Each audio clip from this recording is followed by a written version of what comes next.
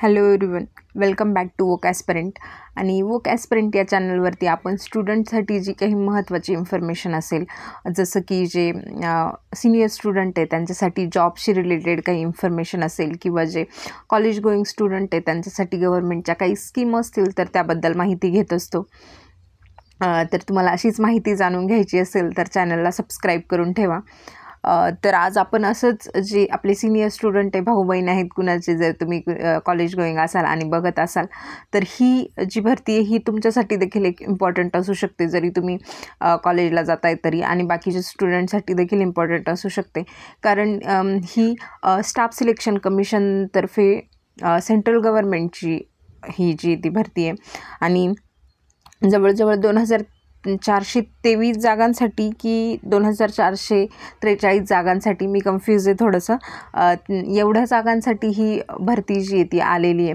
त्यामुळे जर कोणी 10वीत असेल, 12वीत असेल, किंवा ग्रॅज्युएशन लेवलला असेल, ग्रॅज्युएशन झालेलं आहे, सध्या जॉबच्या शोधात आहे, किंवा गव्हर्नमेंट एक्झामची तयारी वगैरे करतायत, तर त्यांच्यासाठी ही इन्फॉर्मेशन क्रुशियल असू शकते. तर आता आपण महाराष्ट्रात बघू शकतो की बऱ्याचशा सरळ सेवा झाल्या आहेत, आणि आता सध्या हळूहळू ॲड येण्याचं जे हे ते कमी झालेलं आहे. म्हणजे आधी बऱ्यापैकी ॲड येऊन गेल्या, आणि सध्या ॲड एवढ्या येत नाही आहे. ज्या येत आहेत त्याची पण इन्फॉर्मेशन मी तुमच्यापर्यंत पोहोचवण्याचा प्रयत्न करते. त्यामध्ये कालच एक व्हिडिओ अपलोड केला होता आपण, GMC संभाजीनगरची जी ॲड आलेली आहे. जर कुणाला हवं असेल तर त्यांनी चॅनलच्या कंटेंटमध्ये जाऊन तो व्हिडिओ बघू शकतात. तर आज आपण स्टाफ सिलेक्शन कमिशनमार्फत घेण्यात येणाऱ्या या भरतीसाठी तुमची शैक्षणिक पात्रता काय असायला हवी, त्याच्यानंतर तुमचं वय किती असायला हवं, नोकरीचं ठिकाण, त्यानंतर फीज वगैरे, यांच्या लास्ट डेट वगैरे ते बघणार आहे. त्यानंतर स्कीम ऑफ एक्झामिनेशन, सिलेबस काय असेल, त्यानंतर झोन वाईज तुमचं कसा फॉर्म भरायचा आहे, त्यानंतर तुम्ही कुठल्या कुठल्या पोस्टला एलिजिबल असाल, या सगळ्यांबद्दल बोलणार आहे. या व्हिडिओमध्ये मी तुमचे सगळे डाऊट क्लिअर करण्याचा प्रयत्न करेल. तरीही कुणाला काही प्रॉब्लेम असेल त्या व्यतिरिक्त तर तुम्ही टेलिग्रामला मला मेसेज करू शकतात, किंवा कमेंट केली इथे तरी मी तुमचं कमेंटला आन्सर करण्याचा प्रयत्न करेल. तर इथे PDF फर्स्ट डेटवरतीच इम्पॉर्टंट डेट्स दिलेले आहेत. तर आधी त्या बघूया की ऑनलाईन सबमिशन जे ते ॲप्लिकेशनचं ते 2/6/2025 ते 23/6/2025 होणार आहे. आणि लास्ट डेट जी आहे ती 23/6. फीज ऑनलाईन ॲप्लिकेशन आणि फीज भरणं यांची लास्ट डेट जी आहे ती 23/6/2025 आहे.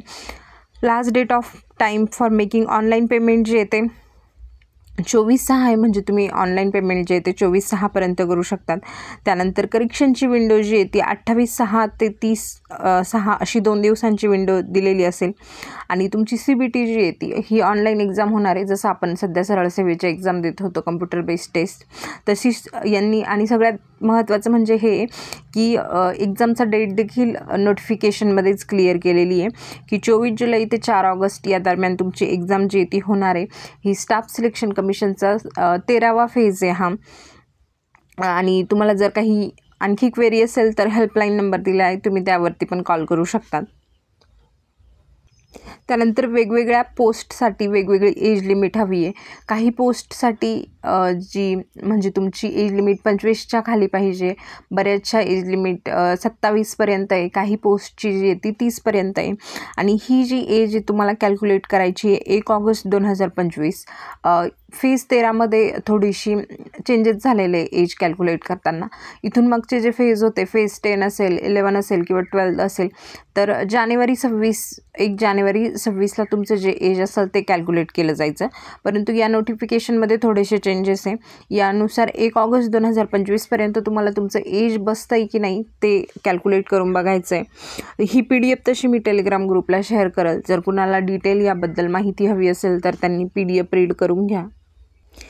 एक्झाम फी जी आहे ती ₹100 असणार आहे. परंतु जे कॅन्डिडेट SC STला बिलॉंग करतायत, किंवा PWD, किंवा एक्स सर्व्हिसमॅन असतील, किंवा वुमन असतील, मग त्या कुठल्याही कॅटेगरीतल्या असतील, जनरल कोटा कुठलाही, त्यांना फ्री आहे. यामध्ये तुम्हाला कुठलीही फी जी ती पे करायची नाही आहे. त्यानंतर झोन वाईज सेंटर कुठले कुठले असू शकतात त्याबद्दल माहिती दिलेली आहे. जर तुम्ही महाराष्ट्रामधून एक्झाम देणार असेल तर महाराष्ट्रातले कुठले कुठले सेंटर आहे ते बघून घ्या तुम्ही. जसं की अमरावती दिलेलं आहे, कोल्हापूर, त्यानंतर छत्रपती संभाजीनगर, मुंबई, नागपूर, नाशिक, पुणे आणि त्यानंतर जळगाव, जे मेजर सिटीज आहेत त्यातले बरेचसे सेंटर इथे दिलेले आहेत.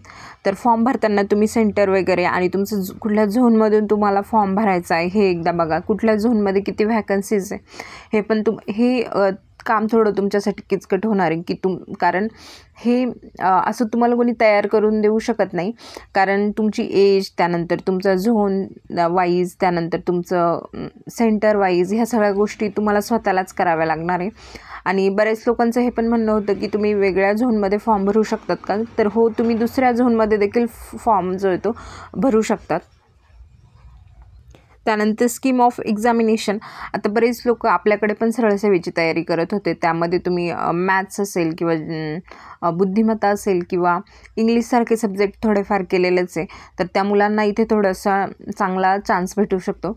कारण ठीक आहे, मराठी वगैरे नाही आहे, परंतु इंग्लिशचे 25 क्वेश्चन 50 मार्कसाठी. त्यानंतर जनरल अवेअरनेस पण आपण ऑलरेडी सरळ सेवेसाठी पण करतो, तर ते पण 25 क्वेश्चन 50 मार्क्ससाठी. त्यानंतर जनरल इंटेलिजन्स आणि क्वांटिटेटिव्ह ॲप्टिट्यूड यासाठी असा जो तुमचा टोटल 100 क्वेश्चन्स असणार आहे, जे 200 मार्क्ससाठी असणार आहे.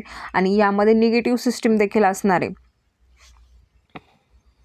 टायमिंग जो येतो तुम्हाला 80 मिनिटांचा टायमिंग जो येतो या सगळ्या क्वेश्चनसाठी दिला जाणार आहे. 0.50ची निगेटिव्ह मार्किंग असणार आहे. त्यानंतर 10च्या लेवलनुसार किंवा तुमचं ग्रॅज्युएशनच्या लेवलनुसार किंवा 12च्या लेवलनुसार इथे वेगवेगळा सिलॅबस जो आहे तो डिकोड करून दिलेला आहे. तर हा सिलॅबस तुम्ही एकदा पूर्ण बघून घ्या. कारण सिलॅबस आता तुम्हाला असं पूर्ण वाचून तर सांगता येणार नाही, कारण सिलॅबस बऱ्याच डिटेलमध्ये एक पॉईंट जो आहे तो सिलॅबसमध्ये देण्यात आलेला आहे. त्यामुळे तुमचं जी लेवल आहे 10th असेल किंवा 10+2 किंवा ग्रॅज्युएशन असेल, तर तुम्ही ज्या कॅटेगरीमध्ये फॉर्म भरताय या तिघांमध्ये, तर त्यांचा सिलॅबस जो आहे तो नीट तुम्ही बघून घ्या. ही जवळजवळ 110 पेजेसची PDF आहे. यामध्ये तुम्ही 78 किंवा 79 पेज नंबरवरती आल्यानंतर तुम्हाला सगळं वॅकन्सीचं ब्रेकअप जे आहे ते दिलेलं आहे सेंटर वाईज. त्यानंतर तुमचं एज्युकेशन काय, म्हणजे 10th असेल, त्यानंतर पे स्केल वगैरे यासाठी डिटेल जे ते या PDF मध्ये दिलेलं आहे. तर आता तुमचं हे काम आहे की तुम्ही तुमचं एज काय, त्यानंतर तुम्ही कुठल्या झोनमधून फॉर्म भरायचा आहे, त्यानंतर तुम्हाला कुठल्या पोस्टसाठी फॉर्म भरायचा आहे. त्यानंतर या व्यतिरिक्त बऱ्याच लोकांचा हा पण कन्सर्न असतो की पे स्केल काय. तर या सगळ्या गोष्टी बघून तुम्ही तुमचा फॉर्म जो आहे तो सबमिट करू शकतात. आणि एक चांगली अपॉर्च्युनिटी आहे ही, कारण एक्झाम जी आहे ती लवकर होणार आहे. पण या प्रोसेसवरती एक गोष्ट ही पण आहे की बऱ्याच मुलं असं म्हणतात की सिलेक्शन होतं परंतु जॉईनिंग जी आहे ती लवकर येत नाही. तर ते पण डिपेंड असतं. कधी जर तुम्ही चांगल्या एखाद्या पोस्टला असाल तर 4-5 महिन्यात पण जॉईनिंग येते. आणि बऱ्याच वेळा कधी असं होतं की 1-1.5 वर्ष पण निघून जातं, परंतु जॉईनिंग येत नाही. परंतु जॉईनिंग येणं ही वेगळी गोष्ट आहे. जर तुम्ही आधी एक्झाम क्रॅक करू शकत असाल तर ज्यांना शक्य आहे त्यांनी हा फॉर्म भरा. आणि ज्यांना भरायचा आहे, काही क्वेरी असेल तर तुम्ही मेसेज करू शकतात. आणि ऑल द बेस्ट आणि थँक्यू.